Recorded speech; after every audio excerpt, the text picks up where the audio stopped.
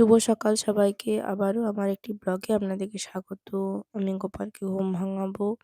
তো ১ম এ ঘন্টাটা বাজিয়ে নিলাম, হাততালিও বাজিয়ে নিলাম। এবার মশারিটা আমি তুলে নিয়ে পাশে আমি সাইডে ভাঁজ করে রেখে দেবো। তারপরে আমি কম্বলটা ভালোভাবে ভাঁজ করে নেব। তারপরে আমার ছোট গপুকে আমি উঠিয়ে নেব। তারপরে ছোট গপুকে আমি উঠিয়ে নিচ্ছি। তারপরে যে প্যান্টটা পরেছিল রাত্রে বেলা ঘুমিয়েছিল, সেই প্যান্টটা আমি খুলিয়ে রেখে দিলাম। এবারে ছোট্ট কাকুকে রোজ দিনের মতনই ভালোভাবে আমি তেলটা মাখিয়ে নেব। ভালোভাবে তেলটা মাখিয়ে নিচ্ছি। এবারে গপুকে যেখানে স্নান করাবো সেই গামলাটাতে বসিয়ে নিলাম। এবারে শখের ভিতরে আমি গঙ্গা জলটা দেবো। তার আগে আমি গঙ্গা জলটা চারিদিকে ছড়িয়ে নিচ্ছি। শখের ভিতরে ১ম এ আমি গঙ্গা মায়ের জল নিয়ে নিলাম। তারপরে আমি আগরু মেশাবো।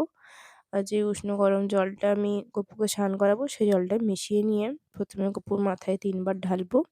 তারপরে গায়ে পুরো একবার ঢেলে নেব।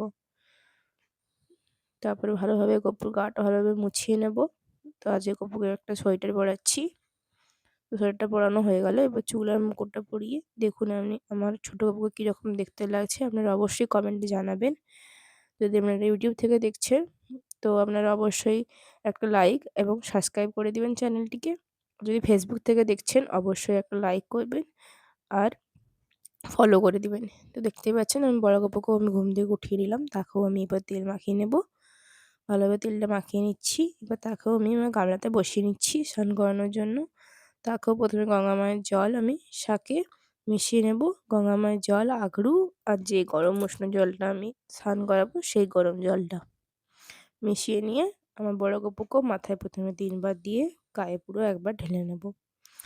তো আপনারা অবশ্যই কমেন্টে জানাবেন আমার ব্লগটা আপনাদের কেমন লাগছে। অবশ্যই কমেন্ট করতে ভুলবেন না। তো ১ম এ এবারে গপুকে গাটা ভালোভাবে মুছিয়ে নিলাম। এবার বড় গপুকেও আমি সোয়েটার পরিয়ে নিচ্ছি। সোয়েটারটা পরিয়ে নিলাম। এবার চুলটা দেখুন পরিয়ে নিচ্ছি। তারপর মুকুটটাও পরিয়ে নিলাম।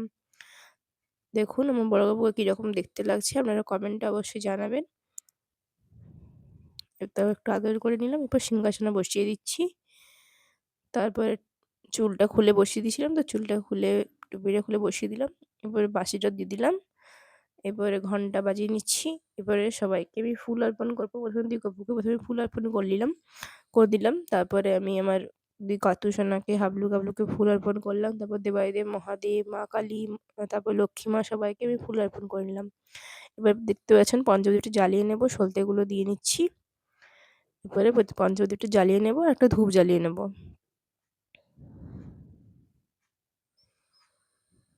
তো পঞ্চপ্রদীপটা জ্বালিয়ে নিলাম। এবার ধূপটাও জ্বালিয়ে নেব। এবারে ধূপটা আমি সকল দেবতাদেরকে দেখিয়ে নেব ঘন্টা বাজিয়ে।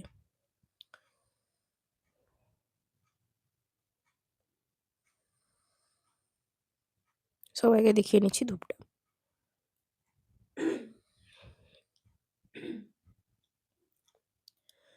তো আপনারা অবশ্যই কমেন্টে জানাবেন আমার ব্লগ আপনাদের কেমন লাগছে, আমার গপুকে কীরকম দেখতে লাগছে।